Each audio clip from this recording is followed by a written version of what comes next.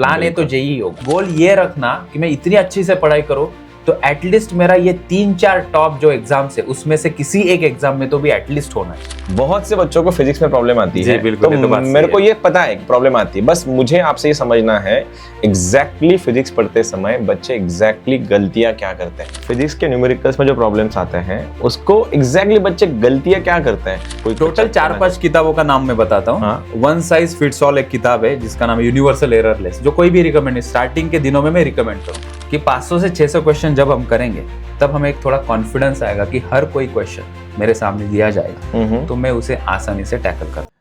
JEE की preparation में physics और मैथ्स बहुत बड़ा रोल प्ले करते हैं and I have someone with me जो he is known for his physics. Ajinkya sir, welcome to E4U maths academy. Thank you Shailesh sir. Sir आज ना यार एक पॉडकास्ट नहीं, this is not a podcast बच्चों, मुझे ना एक सिंपल सवाल पूछना है।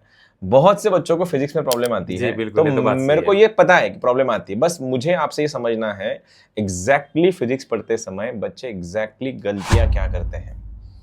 सर सबसे पहले तो फिजिक्स ये सब्जेक्ट का जो रास्ता है वो मैथ्स के गली से जाता है। ओके मतलब हम कहते हैं ना फिजिक्स की लैंग्वेज कौन सी है, तो mathematics is the language of physics. Nice. तो एनी हाउ ये कॉम्पिटिटिव एग्जाम डिमांड करती है तुम्हारा न्यूमेरिकल एबिलिटी चेक करती है। मैथ्स में तो करेगी, फिजिक्स में भी मैथ्स के थ्रू तुम्हारा फिजिक्स की न्यूमेरिकल एबिलिटी वो चेक करेगी। तो फिजिक्स स्ट्रांग करना है तो पहली स्टेप है कि तुम्हें तुम्हारा मैथ्स स्ट्रांग करना है। सर एग्जैक्टली बताइए, एग्जैक्टली आपको मैथ्स से क्या रिक्वायरमेंट होती है। सर बेसिकली हमें क्या है, कुछ मैं डायरेक्टली आपको टॉपिक के कुछ नाम बता दूं ताकि बच्चों को स्ट्रेट फॉरवर्ड कुछ आंसर मिल जाए, सुन लेना। ठीक। जैसे हम अगर 8, 9, 10 की बात करें, ट्रिग्नोमेट्री, क्वाड्रेटिक इक्वेशन हो गया, मेंसुरेशन फॉर्मूलेज हो गए, उसके बाद pair of linear equation in 2 variables, okay, वो उठाया वहां से। 11th 12th का है डिफरेंशिएशन, इंटीग्रेशन और वेक्टर, वो तो हम करा देते हैं। नहीं सर, आप तो 12th में कराते हो। 11th में हमें फर्स्ट चैप्टर के लिए वो चीजें लगती है। Okay okay okay. तो इसलिए ये जो 5 चैप्टर्स है ना बच्चों, बहुत अच्छे से करो और उनको बहुत समय भी नहीं लगता। बच्चों को एक फोमो क्रिएट हो जाता है, ये हो जाता है कि मुझे मैथ्स स्ट्रांग नहीं है, मेरा मैथ्स स्ट्रांग नहीं, मतलब तुम्हें 5 चैप्टर ही तो स्ट्रांग करने हैं। ओके। RD शर्मा ये किताब उठाओ या NCERT से ये 2-3 चैप्टर पढ़ लो, और जो क्लास में हम पढ़ाते तो शुरुआती हम उन्हीं से करते हैं, बेसिक मैथ से, तो उसके ऊपर थोड़ा ज्यादा ध्यान दो। और वो भी अगर कम पढ़े तो सॉल्व न्यूमेरिकल एक बार देख लो और बिना देखे उसे सॉल्व करो। क्या बात है। तो नॉर्मली ये बच्चों, सर ने तो बोला कि फिजिक्स का रास्ता मैथ्स की गली से गुजरता है। सर। अगर किसी बच्चे की गली अच्छी खासी उसको पता है, उसको मैथ्स अच्छा खासा पता है, लेकिन फिर भी फिजिक्स के न्यूमेरिकल्स में जो प्रॉब्लम्स आते हैं उसको एग्जैक्टली बच्चे गलतियां क्या करते हैं जिसके कारण न्यूमेरिकल्स में, कैलकुलेशंस में, कंसेप्ट्स में बच्चे इंप्रूव कर पाए।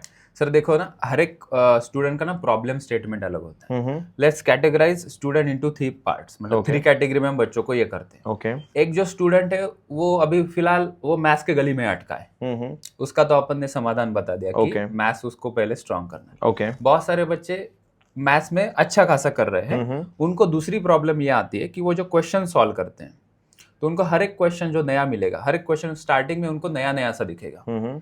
क्योंकि कॉम्पिटिटिव एग्जाम में जब तक हम किसी चैप्टर के ऊपर 500 से 600 क्वेश्चन नहीं कर पाते, 500 से 600 क्वेश्चन, मतलब मैं बहुत केयरफुली तुम्हें बता रहा हूँ कि 500 से 600 क्वेश्चन जब हम करेंगे तब हमें एक थोड़ा कॉन्फिडेंस आएगा कि हर कोई क्वेश्चन मेरे सामने दिया जाएगा तो मैं उसे आसानी से टैकल कर। ओके।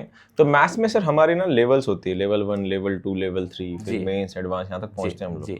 फिजिक्स में अगर कोई बच्चा 500 क्वेश्चन उसको करने हैं तो किस लेवल से जाना चाहिए उसको, और उस लेवल के कौन सी बुक्स हैं जो आप रिकमेंड करेंगे उनको। यस सर, किताबों से, पहली बात तो किताबों से सिर्फ काम नहीं चलेगा, इसलिए 11th 12th में कोचिंग का रोल बहुत इंपॉर्टेंट है। सही है।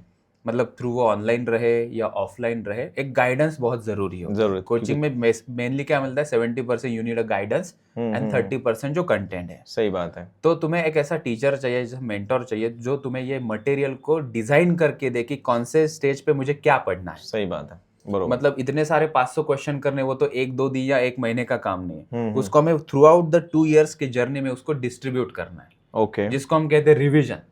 मतलब रिविजन में करना बेसिकली यही सवाल सॉल्व है। तो एक सिंपल सा मैं तुम लोगों को एक बताता हूँ कि जो भी क्वेश्चन सॉल्व करोगे ना, उसको 3 कैटेगरी, हम उसको बोलते हैं easy, medium, difficult, EMD level से तुम पढ़ाई करो। इजी क्वेश्चन उसको मार्क करने की जरूरत नहीं, नींद से भी उठोगे तुम्हें वो क्वेश्चन आते हैं। कहाँ मिलेंगे इजी वाले क्वेश्चन? नहीं, तुम क्लासरूम का मॉड्यूल सॉल्व करो, प्रीवियस ईयर के क्वेश्चन सॉल्व करो, जहां से भी क्वेश्चन सॉल्व करोगे, क्वेश्चन इकट्ठा करो, इजी मीडियम डिफिकल्ट उसको कैटेगरी करो, सिंपल। वहां पे तुम मार्क कर सकते हो कि ये क्वेश्चन इजी है, मीडियम, डिफिकल्ट। वो सॉल्व करने के बाद ही पता चलेगा, कोई क्वेश्चन किसी के लिए इजी हो सकता है, वही क्वेश्चन किसी के लिए डिफिकल्ट भी हो सकता है। सही है। तो जैसे जैसे हम रिवीजन करते जाएंगे तो मीडियम और डिफिकल्ट क्वेश्चन के ऊपर ही हमें फोकस करना है। नहीं तो कई बार क्या होता है, बच्चे रिवीजन करते हैं तो बार बार वही क्वेश्चन सॉल्व करते हैं, उनका टाइम बहुत चला जाता है। ओके, तो ये बुक्स कौन सी यूज करनी प्रिसाइजली? अगर कोई टोटल 4-5 किताबों का नाम मैं बताता हूँ। वन साइज फिट्स ऑल एक किताब है जिसका नाम है यूनिवर्सल एररलेस, जो कोई भी रिकमेंड स्टार्टिंग के दिनों में मैं रिकमेंड करूंगा। अगर फिजिक्स के ऊपर हाथ अगर इतना ये नहीं आ रहा कि बेसिक क्वेश्चन भी नहीं बन रहे, यूनिवर्सल एररलेस एक किताब है। ओके। उसके बाद जिसको थ्योरी पढ़ने में, जिसकी अंडरस्टैंडिंग अच्छी है, कई बार बच्चे होते हैं ना जिनको पढ़ने से समझ में नहीं आता। सही है। तो मैं दूसरे कैटेगरी के बच्चों की बात कर रहा हूँ जिनको थ्योरी पढ़ने से समझ में आता है, जो नॉवेल्स अच्छा पढ़ते हैं, उनको वो रीड करने से वो समझ में। एच.सी. वर्मा वो किताब है। ओके।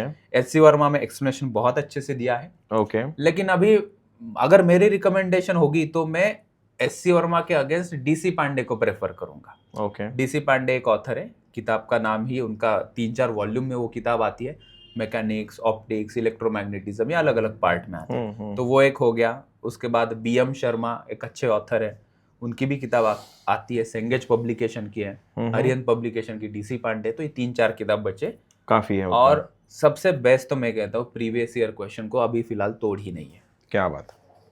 तो अगर कोई बच्चा अगर फिजिक्स पढ़ रहा है और उसका अगर स्कोर अच्छा उसको लाना है, तो आपके गाइडेंस से बच्चे ने कितना टाइम इन्वेस्ट करना चाहिए फिजिक्स में?